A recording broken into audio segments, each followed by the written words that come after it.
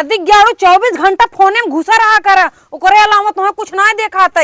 हमें लागत नहीं मोबाइल तुम्हें खाए पिए देते, पेट भर रात दिन भर बैठा रहता ऐसे ही। अरे पगली तोके मालूम ना है का, हम पिंकी पार्लर देखत ही। बस ये कुल देखा है जहाँ मेहरारू सजत बजत दिखात रहती ना, आ गड़ाए रहा ये कुल तुम्हें निक लागत है। अरे पगली वो पार्लर ना है भाई मेहरारून वाली जहाँ सजा थी। तब कौन पार्लर है?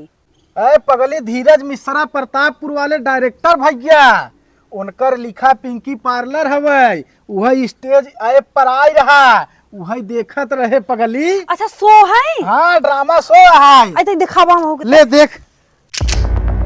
जाना तारू पिंकी, जौना दिन से हम तोरा के पहली बार देखनी ना, वही दिन से हम तोरा के भाल जाए, कहे कि तू विकास लायक नहीं को। अरे यार कल्लू पापा कहाँ बंद कर दिया, चालू करा। अरे पगली यहाँ पूरा देख लेबू तो मतलब का बात है, तुम्हें पूरा ड्रामा शो पिंकी पार्लर देखा ही बने। हाँ प्ले स्टोर पे जाए के स्टेज ऐप डाउनलोड करे। अच्छा वहाँ फुल तुम्हें देखे के मिले पिंकी पार्लर ड्रामा शो। सही में? और कान पगली तू अपन फोन अपने लगे रख जाते, अपने फोने में प्ले स्टोर से डाउनलोड करब और पूरा देखब, और खाना पीना तू चिल्लाते रहा ना तो न सुनब हम। अरे पगली हम पूरा देखते ही रहे, हमारे पेशाब लगा रहा रोके है।